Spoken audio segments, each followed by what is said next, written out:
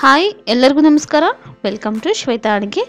ನಾನು ಇವತ್ತು ಒಂದು ಸ್ಪೆಷಲ್ ಆಗಿ ತಾಲಿಪಟ್ ರೆಸಿಪಿ ಮಾಡೋದನ್ನು ತೋರಿಸ್ಕೊಡ್ತಾ ಇದ್ದೀನಿ. ಇದು ಒಂದು ಹೊಸ ರೀತಿಯಲ್ಲಿ ನಾನು ಮಾಡೋದನ್ನು ತೋರಿಸ್ಕೊಡ್ತಾ ಇದ್ದೀನಿ. ನಾನು ಒಂದ್ಸರಿ ಟ್ರೈ ಮಾಡಿ ನೋಡಿದೆ, ತುಂಬಾ ಚೆನ್ನಾಗಿ ಬಂತು. ಹಾಗಾಗಿ ಇವತ್ತು ಈ ವಿಡಿಯೋನ ಶೇರ್ ಮಾಡ್ತಾ ಇದ್ದೀನಿ. ಬನ್ನಿ ಹಾಗಾದರೆ ತಡ ಮಾಡೋದು ಬೇಡ, ರೆಸಿಪಿನ ಸ್ಟಾರ್ಟ್ ಮಾಡೋಣ. ಅದಕ್ಕಿಂತ ಮುಂಚೆ ಇನ್ನು ಯಾರಾದರೂ ನಮ್ಮ ಚಾನಲ್ನ ಸಬ್ಸ್ಕ್ರೈಬ್ ಮಾಡ್ಕೊಂಡಿದ್ದಾರೆ ದಯವಿಟ್ಟು ಸಬ್ಸ್ಕ್ರೈಬ್ ಮಾಡ್ಕೊಳ್ಳಿ. ಹಾಗೆ ಪಕ್ಕದಲ್ಲಿ ಬೆಲ್ ಬಟನ್ ನೀವು ಕ್ಲಿಕ್ ಮಾಡಿದರೆ ನಾನು ಮಾಡ್ತಾ ಇರೋ ಹೊಸ ಅಡುಗೆ ನೋಟಿಫಿಕೇಷನ್ ನಿಮಗೆ ಬರುತ್ತೆ. ಈಗ ಮೊದಲಿಗೆ ನಾನಿಲ್ಲಿ ಎಲ್ಲ ತರಕಾರಿನ ಫಸ್ಟಿಗೆ ಹೆಚ್ಚಿಟ್ಕೊಂಡಿದ್ದೀನಿ. ನೋಡಿ, ನಾನು ಏನೇನು ತೊಗೊಂಡಿದ್ದೀನೋ ಅದನ್ನೆಲ್ಲನೂ ತೋರಿಸ್ತಾ ಇದ್ದೀನಿ. ಮೊದಲಿಗೆ ನಾನಿಲ್ಲಿ ಮೂಲಂಗಿನ ಒಂದು ಸ್ವಲ್ಪ ತುರಿದ್ಬಿಟ್ಟು ತೊಗೊಂಡಿದ್ದೀನಿ. ಇದನ್ನು ಸಣ್ಣಗೆ ನಾವು ತುರ್ಕೋಬೇಕು. ನೋಡಿ, ಒಂದು ಚಿಕ್ಕ ಮೂಲಂಗಿ ನಾನು ತೊಗೊಂಡಿದ್ದೀನಿ. ಅದಾದ ನಂತರ ಒಂದು ಅರ್ಧ ಕ್ಯಾರೆಟ್ನ ಅಷ್ಟೇ, ಮೂಲಂಗಿ ಎಷ್ಟು ತೊಗೊಂಡಿರ್ತೀವೋ ಅಷ್ಟು ಕ್ಯಾರೆಟ್ ತೊಗೊಂಡಿದ್ದೀನಿ. ಅದಾದ ನಂತರ ಒಂದೆರಡು ಕ್ಯಾಪ್ಸಿಕಮ್ಮು, ಅದನ್ನು ಸಣ್ಣದಾಗಿ ಹೆಚ್ಚಿಟ್ಕೊಂಡಿದ್ದೀನಿ. ಸ್ವಲ್ಪ ಟೊಮೆಟೊ, ಹಾಗೆ ಇಲ್ಲಿ ಖಾರಕ್ಕೆ ಅಂತ ನಾನು ಒಂದೆರಡು ಹಸಿಮೆಣ್ಸಿನ್ಕಾಯಿನ ಸಣ್ಣದಾಗಿ ಹೆಚ್ಚಿಟ್ಕೊಂಡಿದ್ದೀನಿ. ಒಂದು ಈರುಳ್ಳಿ ಮೀಡಿಯಮ್ ಸೈಜ್ದು. ಅದಾದ ನಂತರ ಕೊತ್ತಂಬರಿ ಸೊಪ್ಪು, 1 ಇಂಚಷ್ಟು ನಾನು ಶುಂಠಿನ ಸಣ್ಣದಾಗಿ ತುರಿದು ಇಟ್ಕೊಂಡಿದ್ದೀನಿ. ಇದಿಷ್ಟು ಬೇಕಾಗುತ್ತೆ.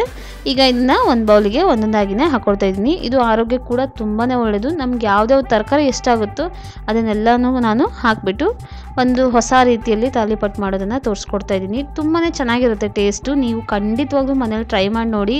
ಯಾವಾಗಲಾದರೂ ಡೈಲಿ ನಮ್ಗೆ ರೊಟ್ಟಿ ಎಲ್ಲ ತಿಂದು ಬೇಜಾರು ಅನಿಸಿದಾಗ ಈ ಥರ ಮಾಡ್ಕೊಂಡು ತಿನ್ಬೋದು. ನೆಕ್ಸ್ಟ್ ಇದಕ್ಕೆ ನಾನು ಒಂದು ಅರ್ಧ ಟೀ ಸ್ಪೂನಷ್ಟು ನಾನು ಬಿಳಿ ಎಳ್ಳು ಹಾಕ್ಕೊಳ್ತಾ ಇದ್ದೀನಿ, ಚೆನ್ನಾಗಿ ಟೇಸ್ಟ್ ಬರುತ್ತೆ ಅಂತ. ಅದಾದ ನಂತರ ಒಂದು 1/4 ಚಮಚಷ್ಟು ಜೀರಿಗೆ ಹಾಕ್ಕೊಳ್ತಾ ಇದ್ದೀನಿ.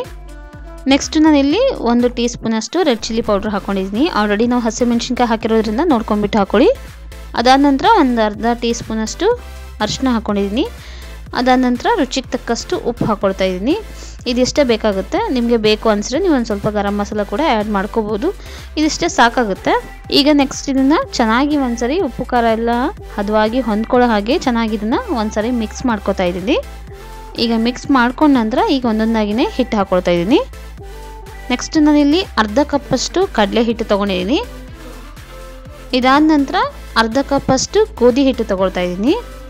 ಇದಿಷ್ಟನ್ನು ಚೆನ್ನಾಗಿ ಜರಡಿ ಹಿಡಿದ್ಬಿಟ್ಟೆ ನೀವು ಹಾಕೋಬೇಕು. ಇದಾದ ನಂತರ ನಾನು 1 ಕಪ್ಪಷ್ಟು ಅಕ್ಕಿ ಹಿಟ್ಟು ತೊಗೊಂಡಿದ್ದೀನಿ. 1 ಕಪ್ಗಿಂತ ಒಂದು ಸ್ವಲ್ಪ ಕಡಿಮೆ ಅಕ್ಕಿ ಹಿಟ್ಟು ತೊಗೊಂಡಿದ್ದೀನಿ. ಅದಾದ ನಂತರ 1 ಕಪ್ಪಷ್ಟು ಫುಲ್ಲು ನಾನು ಜೋಳದ ಹಿಟ್ಟು ತೊಗೊಂಡಿದ್ದೀನಿ. ಸೊ ನಿಮಗೆ ಬೇಕು ಅನಿಸಿದ್ರೆ ನೀವು ರಾಗಿ ಹಿಟ್ಟು ಕೂಡ ಇದರಲ್ಲಿ ಆ್ಯಡ್ ಮಾಡ್ಕೋಬೋದು, ತುಂಬ ಚೆನ್ನಾಗಾಗುತ್ತೆ. ಸೊ ಇದಿಷ್ಟನ್ನು ಹಾಕ್ಕೊಂಡು ಇವಾಗ ಇದನ್ನು ಚೆನ್ನಾಗಿ ಒಂದ್ಸರಿ ನಾನು ಮಿಕ್ಸ್ ಮಾಡ್ಕೋತಾ ಇದ್ದೀನಿ. ಇವಾಗಲೇ ನೀರು ಹಾಕ್ಲಿಕ್ಕೆ ಹೋಗಬೇಡಿ, ಚೆನ್ನಾಗಿ ಇದನ್ನು ತರಕಾರಿಯಲ್ಲಿನೇ ಚೆನ್ನಾಗಿ ಇದನ್ನು ಒಂದ್ಸರಿ ಮಿಕ್ಸ್ ಮಾಡ್ಕೋಬೇಕು. ಆಲ್ರೆಡಿ ಅದು ತರಕಾರಿ ಎಲ್ಲ ಸ್ವಲ್ಪ ನೀರು ಬಿಡ್ತಾ ಇರುತ್ತೆ. ಸೊ ಅದರಲ್ಲೇ ನಾವು ಇದನ್ನು ಮಿಕ್ಸ್ ಮಾಡ್ಕೋಬೇಕು. ತುಂಬ ಚೆನ್ನಾಗಿ ಟೇಸ್ಟ್ ಬರುತ್ತೆ. ಜಾಸ್ತಿ ತರಕಾರಿ ಹಾಕಿರೋದ್ರಿಂದ ತುಂಬ ಚೆನ್ನಾಗಿ ಅನಿಸುತ್ತೆ. ಈಗ ಇದನ್ನು ನಾನು ತೋರಿಸಿರೋ ಕ್ವಾಂಟಿಟಿಗೆ ಒಂದು 5ರಿಂದ 6 ತಾಲಿಪಟ್ಟನ್ನು ಮಾಡ್ಕೋಬೋದು. ಇವಾಗ ಇದಕ್ಕೆ ಒಂದು ಸ್ವಲ್ಪನೇ ನೀರು ಹಾಕ್ಕೊಂಡು ನಾನೀಗ ಗೋಧಿ ಹಿಟ್ಟು ಯಾವ ಥರ ನಾದ್ಕೋತೀವೋ ಅದೇ ರೀತಿಯಲ್ಲಿ ನಾನು ಇದನ್ನು ನಾದ್ಕೋತಾ ಇದ್ದೀನಿ. ಹಾಗೆ ಯಾರಾದರೂ ಈ ವಿಡಿಯೋನ ಹೊಸದಾಗಿ ನೋಡ್ತಾ ಇದ್ದರೆ ನಮ್ಮ ಚಾನಲ್ನ ಸಬ್ಸ್ಕ್ರೈಬ್ ಮಾಡ್ಕೊಳ್ಳಿ. ಇನ್ನು ನಮ್ಮ ಚಾನಲಲ್ಲಿ ನಾನು ಬೇಕಾದಷ್ಟು ತಾಲಿಪಟ್ ರೆಸಿಪಿನ ಮಾಡಿ ಹಾಕಿದ್ದೀನಿ, ಹೋಗಿ ಒಂದ್ಸರಿ ಚೆಕ್ ಮಾಡಿ.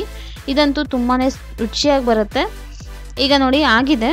ನಾನೀಗ ಇದನ್ನು ಈ ಥರ ಚೆನ್ನಾಗಿ ಒಂದ್ಸರಿ ನಾದ್ಕೊಂಡ್ಬಿಟ್ಟು ನೀವು ಇವಾಗಿನ ತಕ್ಷಣ ಇವಾಗೂ ಮಾಡ್ಕೋಬೋದು. ಒಂದು 5 ನಿಮಿಷ ಇದನ್ನು ನೆನೆಸಿಟ್ರೆ ಸ್ವಲ್ಪ ಉಪ್ಪು ಖಾರ ಎಲ್ಲ ಕರೆಕ್ಟಾಗಿ ಹದವಾಗಿ ಹೊಂದ್ಕೊಳ್ಳಿ ಅಂತ ಒಂದು 5ರಿಂದ 10 ನಿಮಿಷ ಇದನ್ನು ನಾನು ಪ್ಲೇಟ್ ಮುಚ್ಚಿಬಿಟ್ಟು ಇದನ್ನು ಒಂದು ಸ್ವಲ್ಪ ರೆಸ್ಟ್ ಮಾಡ್ಲಿಕ್ಕೆ ಬಿಡ್ತಾಯಿದ್ದೀನಿ.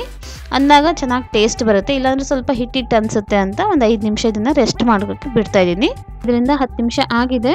ಸೊ ಹಿಟ್ಟು ಕೂಡ ಚೆನ್ನಾಗಿ ನೆಂದಿದೆ.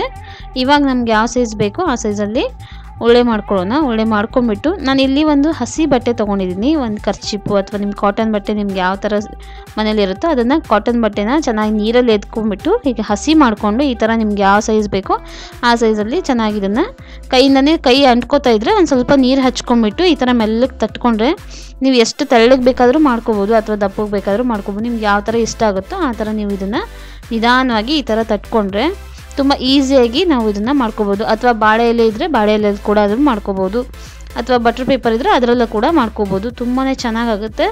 ಇವಾಗ ನೋಡಿ ಆಗಿದೆ. ಈ ಕಡೆ ನಾನು ಹಂಚು ಕೂಡ ಬಿಸಿಗಿಟ್ಟಿದ್ದೀನಿ. ಈಗ ಹಂಚು ಕೂಡ ಬಿಸಿಯಾಗಿದೆ. ಇದಕ್ಕೊಂದು ಸ್ವಲ್ಪ ಎಣ್ಣೆ ಹಾಕೊಳ್ಳೋಣ. ಎಣ್ಣೆ ಹಾಕ್ಕೊಂಡು ಇದೊಂದು ಸ್ವಲ್ಪ ಸವರ್ಕೊಂಡು ಈಗ ನಾನು ಮಾಡ್ಕೊಂಡಿರುವಂಥ ತಾಲಿಪಟ್ಟು ಹಾಕ್ಕೊಂಡು ಇದನ್ನು ಮೀಡಿಯಮ್ ಫ್ಲೇಮಲ್ಲಿನೇ ಚೆನ್ನಾಗಿ ಇದನ್ನು ರೋಸ್ಟ್ ಮಾಡಬೇಕು, ಚೆನ್ನಾಗಿ ಬೇಯಿಸ್ಕೋಬೇಕು. ಅಂದಾಗ ಕ್ರಿಸ್ಪಿಯಾಗಿ ಬರುತ್ತೆ.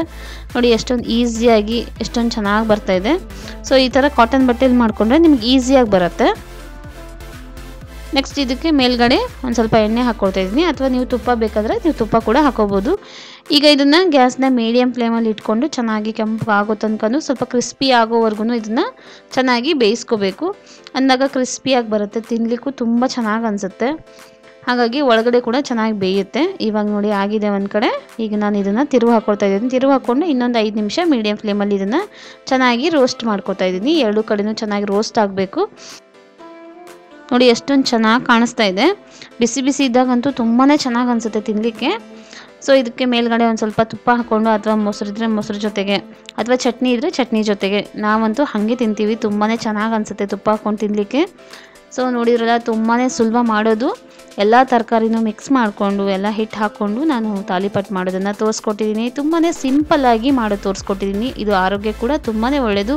ನೀವು ಖಂಡಿತವಾಗ್ಲೂ ಮನೇಲಿ ಒಂದ್ಸರಿ ಟ್ರೈ ಮಾಡಿ ನೋಡಿ, ತುಂಬಾ ಚೆನ್ನಾಗಾಗುತ್ತೆ. ಈಗ ನೋಡಿ ಎರಡೂ ಕಡೆನೂ ಚೆನ್ನಾಗಿ ರೋಸ್ಟ್ ಮಾಡ್ಕೊಂಡಿದ್ದೀನಿ. ಈಗ ಆಗಿದೆ. ಈಗ ಇದನ್ನು ಒಂದು ಪ್ಲೇಟಲ್ಲಿ ತೆಗಿತಾ ಇದ್ದೀನಿ. ನೋಡಿದ್ರಲ್ಲ, ತುಂಬಾ ಸಿಂಪಲ್ಲು ತಾಲಿಪಟ್ಟು ಮಾಡೋದು. ನಿಮಗೆ ಯಾವ ತರಕಾರಿ ಇಷ್ಟ ಆಗುತ್ತೋ ಆ ತರಕಾರಿನ ಹಾಕೊಂಡ್ಬಿಟ್ಟು ಈಸಿಯಾಗಿ ನೀವು ಮನೇಲಿ ಮಾಡ್ಕೊಂಡು ತಿನ್ನಿ. ಹೇಗಾಗಿತ್ತು ಅಂತ ನಂಗೆ ಕಮೆಂಟ್ ಸೆಕ್ಷನ್ಲಿ ಕಮೆಂಟ್ ಮಾಡಿ. ಮತ್ತು ನಾನು ನಿಮಗೆ ಒಂದು ಹೊಸ ರೆಸಿಪಿ ಜೊತೆಗೆ ನಿಮ್ಮೆಲ್ಲರನ್ನು ಮೀಟ್ ಆಗ್ತೀನಿ. ಅಲ್ಲಿವರೆಗೂ thank you for watching my video. Bye bye.